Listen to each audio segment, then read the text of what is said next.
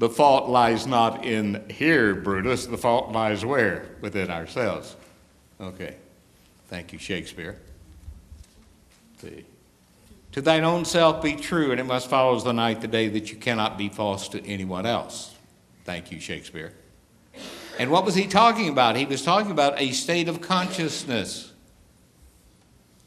If you don't like what's going on around you, how about sitting down and treating and changing your consciousness first about yourself? That is the ultimate decision, and then let that changed consciousness think about what it's about to do.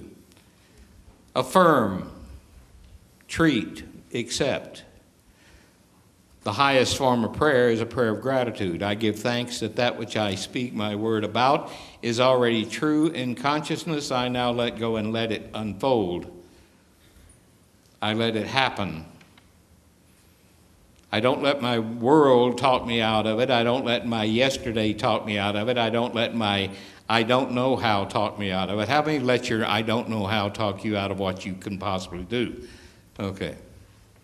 Every advancement we have in this thing called life is the result of what? Somebody saying, hey, we can do this better, we can do it clearer, we can do it healthier and happier.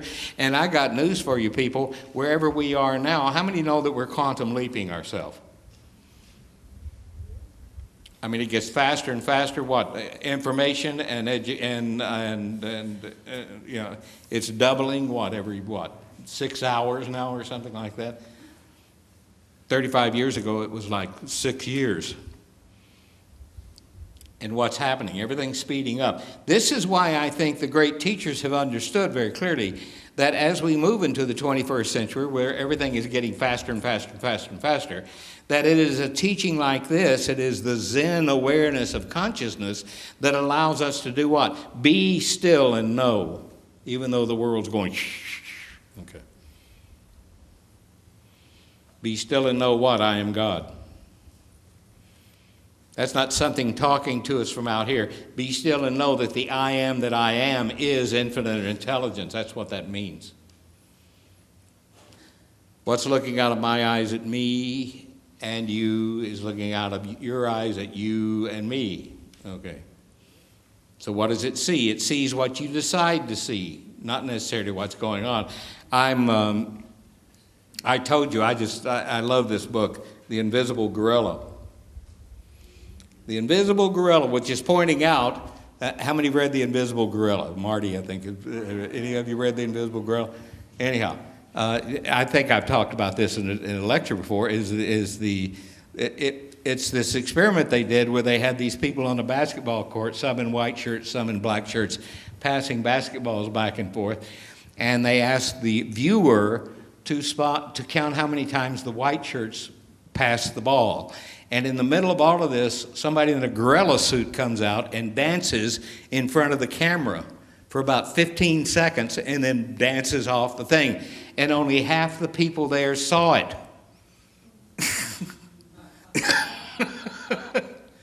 Over half the people did not see the gorilla.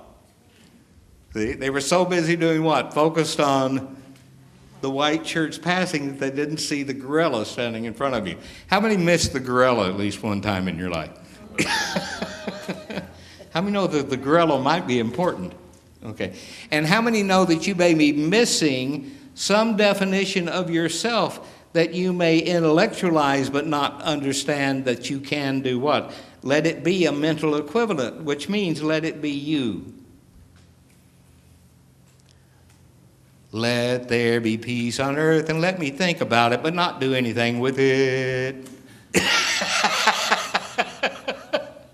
That isn't what it says, does it? It says what? Let it begin with who? Me. Point to them. Okay. How many have something you want in your life right now? A change for the better, health, happiness, anything? You got it? Be clear about it. Okay, let's all affirm. There's one life. It's God. It's my life. I know this is so. Therefore I affirm. Let it be me. I let it happen now. And I'm grateful that it's already so. Act as if it is, and it shall be. Not hope as if it is. Not beg it to be true. It is true, and it is you. Tom is quoting Ernest Holmes here when he says, to make a demonstration, we have to have a mental equivalent of our desire. The eternal gift is always made. It is meted out to us according to our own measure, not somebody else's. If we believe a little, we only receive a little. We receive as much as we can embody. The reservoir of God is available.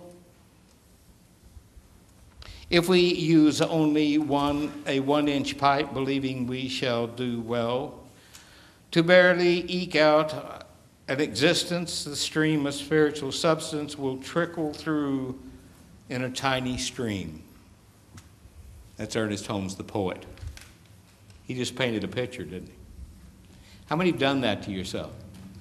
The whole universe is waiting in smiling repose to become anything you let it become, and you pick some mealy-mouthed little old me idea of yourself and go through the day affirming it. And then wonder why everything is unhappy or limited or doubt or fear. Your challenge is to wake yourself up out of that into a greater reality. And don't think you just knowing about being awake is going to do what? Give you the experience of being awake. How many times have you heard me teach you have two, most people think they're awake are asleep dreaming they're awake. The idea is to wake up. Everyone say, wake up. Wake up. Now, even if it's uncomfortable.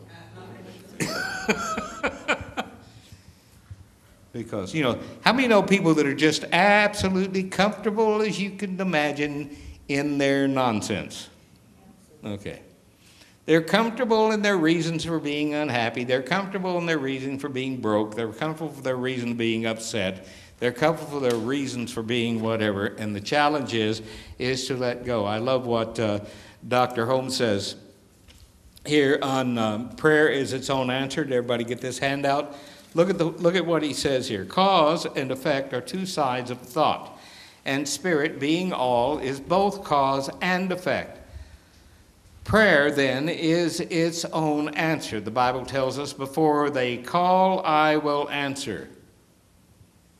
See, that's what the power within you is saying to you all the time. Before you call, I'll answer. Why? Because I am you.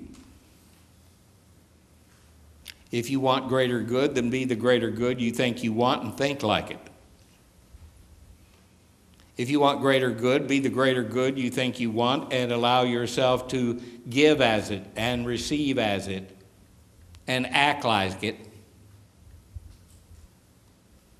Before our prayer was framed in words, God has already answered, Dr. Holmes says. But if our prayer is one of partial belief, then there is only a tendency toward the answer. If the next day we wholly doubt, and then there is no answer at all in dealing with the mind.